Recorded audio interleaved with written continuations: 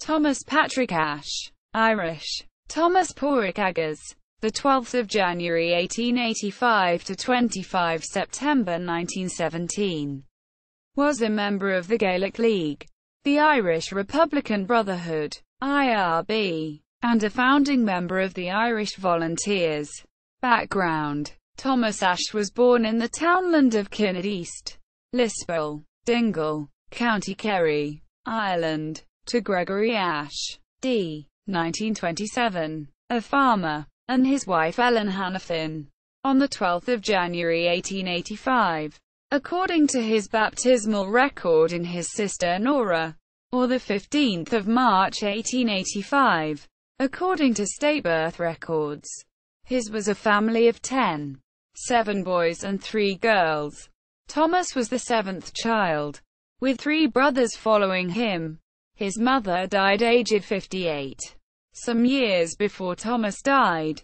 Both Irish and English were spoken in their house, with Thomas's father being a great Irish scholar and learners of Irish used to come to listen to his stories. Both Irish and English was spoken in the Ashe household, having entered De La Salle Training College, Waterford. In 1905 he began his teaching career as principal of Corduff National School, Lusk, County Dublin. In 1908, he taught Irish in Corduff School. He was fond of the Irish language and started branches of the Gaelic League in Skerries and other neighbouring villages. According to his sister Nora, he would get the children to march over a Union Jack. He spent his last years before his death teaching children in Lusk, where he founded the award-winning Lusk Black Raven Pipe Band as well as Round Towers Lusk Gaelic Athletic Association (GAA) club in 1906. Prior to the Rising, Ashe joined the Irish Volunteers upon its foundation in November 1913. He was a member of the Keating branch of the Gaelic League. He was a member of the Lusk Company of the Volunteers and probably founded it. He sat on the governing body of the Gaelic League and collected considerable sums of money during a trip to the USA in 1914 for both the Volunteers and the League. The Easter Rising, commanding the Fingal Battalion, 5th Battalion, of the Irish Volunteers, Ashe took a major part in the 1916 Easter Rising outside the capital city. Ashe was commandant of 5th Battalion of the Dublin Brigade. A force of 60 to 70 men engaged British forces around North County Dublin during the Rising. Ashe was sent a messenger Molly Adrian by Pearse with orders to hold the main road from Ferry House. She was sent back to report to Connolly, who returned in order to send 40 men to the GPO. Ashe was only able to send 20 due to his shortage of men. He was to contact 1st Battalion at Cross Guns Bridge, although he found no one there because Vice-Commandant Pádraig Beasley knew nothing of this plan.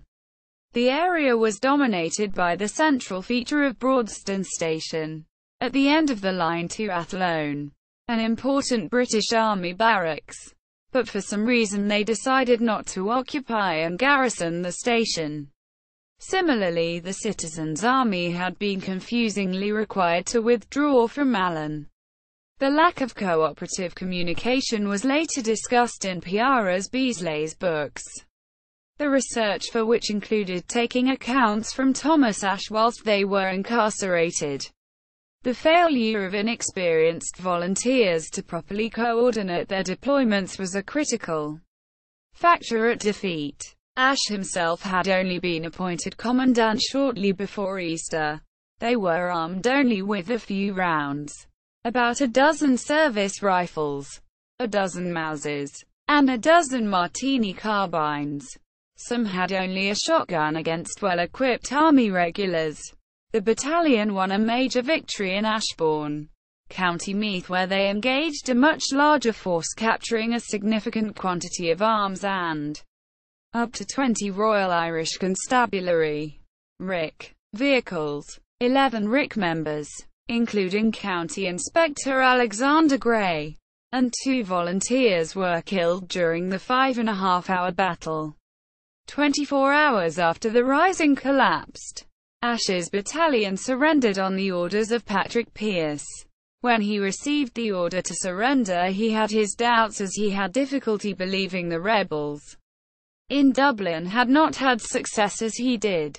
He sent Richard Mulcahy to Dublin to verify its authenticity.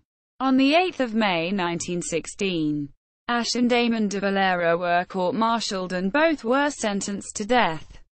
The sentences were commuted to penal servitude for life. Ashe was imprisoned in Vrongoch internment camp and Lewis prison in England.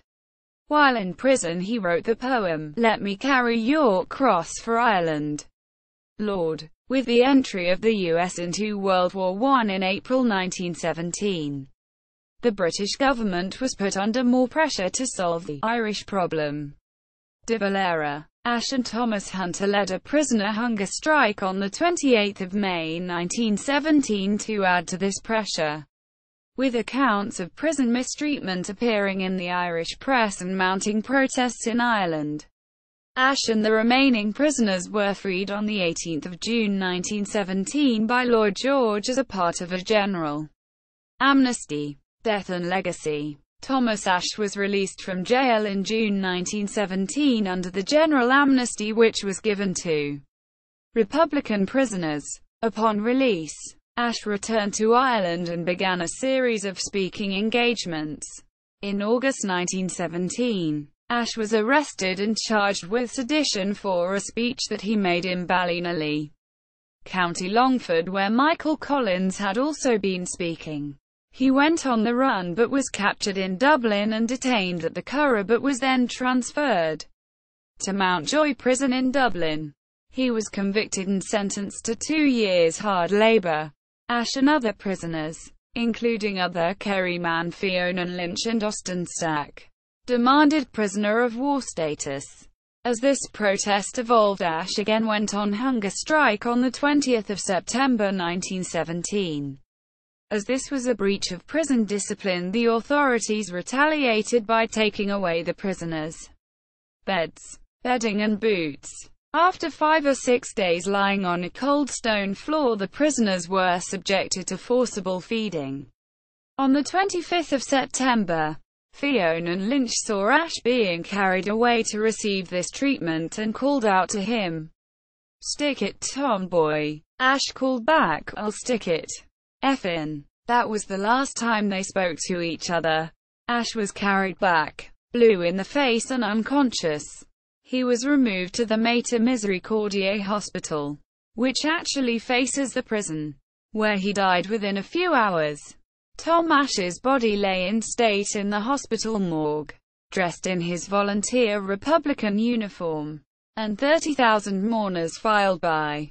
At the inquest into his death, the jury condemned the staff at the prison for the inhuman and dangerous operation performed on the prisoner, and other acts of unfeeling and barbaric conduct.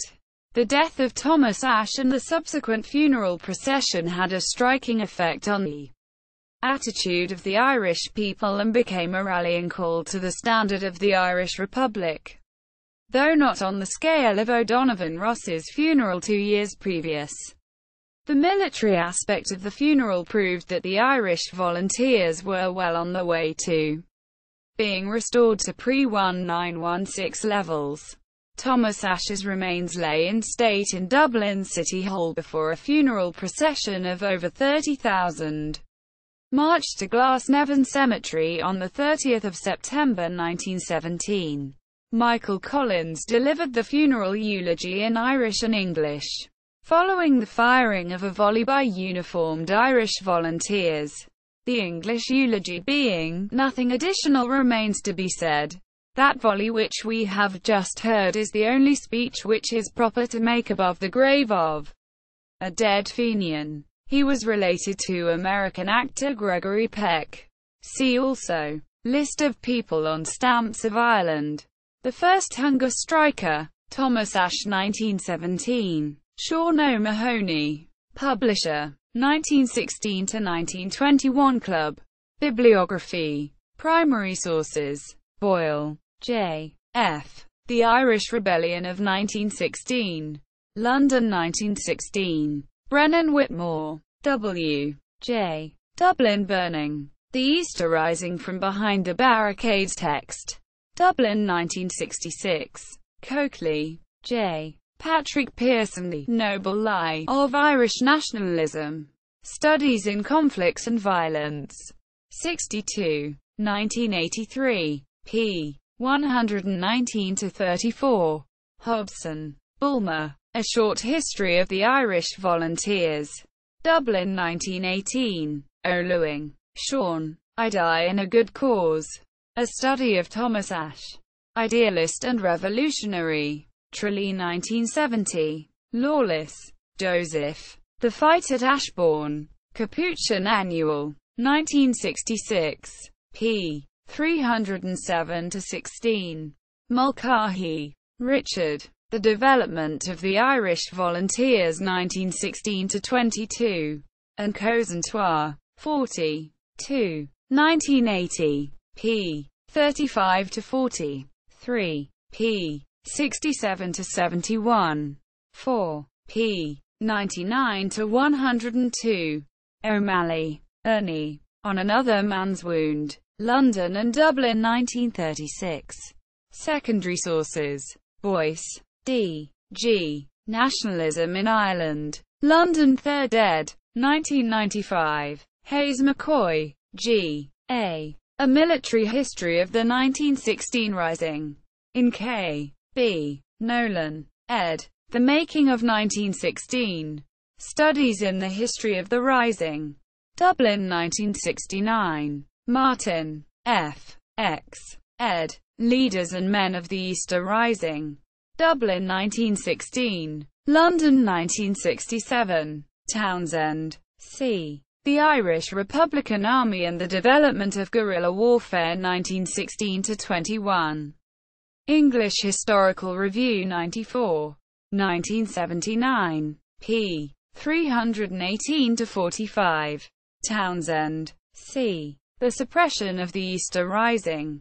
Bullen, I. 1994. p. 27-47. Thomas Ashe Song by Martin Dardis. Thomas Ashe at Find a Grave. Thomas Patrick Ashe 1885-1917. 2017 newspaper article.